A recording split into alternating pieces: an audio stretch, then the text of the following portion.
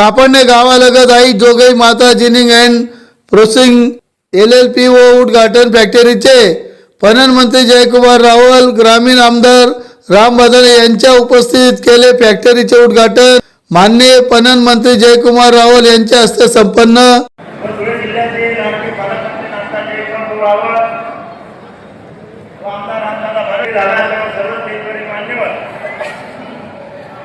उद्घाटन होतं त्या दिवशी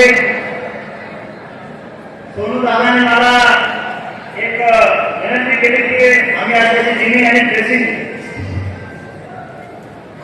उद्घाटन करणार आणि आपले प्रधानमंत्री पालकमंत्री नांदूर येतील का असं मला सांगितलं. मी सोनू दादाला आंबोल सरांना सांगितलं की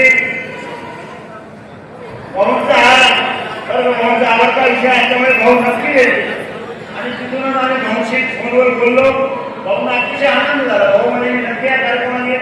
नंतर आम्ही धुळ्याला जाऊन पालकमंत्री भाऊची सुद्धा भेट घेतली आणि आज हा दिवस त्यामुळे आज खरं तर आज भाऊची पालकमंत्री भाऊची तब्येत बरोबर नव्हती. तसे मुंबईला सुद्धा मिटिंग होती. मात्र भाऊने विनंती केली की शेतकऱ्यांच्या मुलांनी शेतकऱ्यांसाठी सुरू केलेली जिनिंग आणि त्यासाठी भाऊ त्यांना उत्साह आणि प्रोत्साहन देण्यासाठी आपल्याला आवाज घ्यावा लागेल.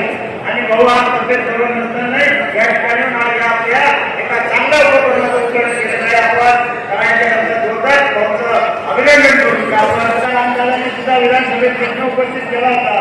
CCI केंद्र या जोगाई माता जिनिंग आणि कृषीला मिळावा अशी संपूर्ण या संचालकांतर्फे व गावाच्या वतीने विनंती करतो आणि आपण ती विनंती मंजूर करावी अशी तुम्हाला विनंती करीत आहोत. दुसरी त्या ठिकाणी हा पहिला टप्पा जो आहे तो जिनिंग आणि कृषीची सुरुवात आपल्या सगळ्यांच्या साक्षीने होते. अत्यंत आनंदाची बाब आहे. फार पूर्वीपासून कापडणे शहर हे शेतीचा प्रयोग करण्यासाठी अत्यंत नावाजलेलं गाव आहे. परिसर सगळा आहे.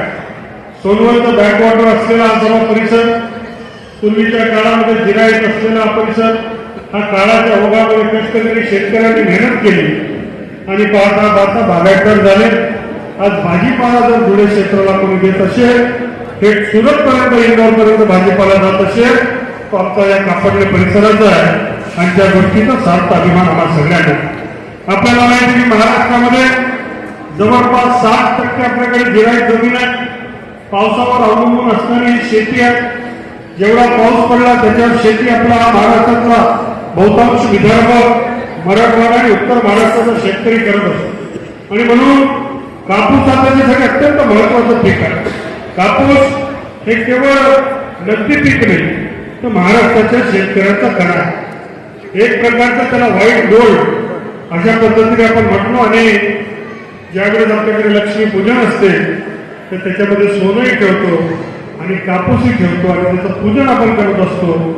कधीही आपल्याला 2 पैसे देऊ शकणारा हा कापूस त्याचं अनन्यसाधारण महाराष्ट्राच्या शेती क्षेत्रामध्ये महत्व आहे.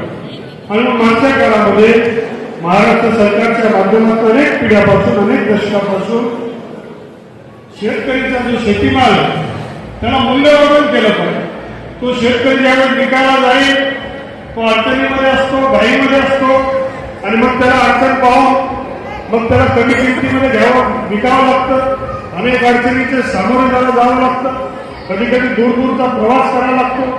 मी आज थोडासा लेट झालो, पण 3-4 कारणामधलं एक महत्वाचं कारण होतं की जिनिंग प्रेसिंगला सुद्धा काही ठिकाणी लोक गेले होते आणि त्यांचं ते जे त्यांचं नाव आलं होतं ते कॅन्सल झाल्यामुळे ते विचलित होते आणि म्हणून CCIच्या अधिकाऱ्यांना फोन करून ते सुरळीत करण्याचं काम आपण केलं. आता आपल्याकडे मोठ्या प्रमाणात जिनिंग आणि प्रेसिंग आपल्याकडे वाढलं आहे.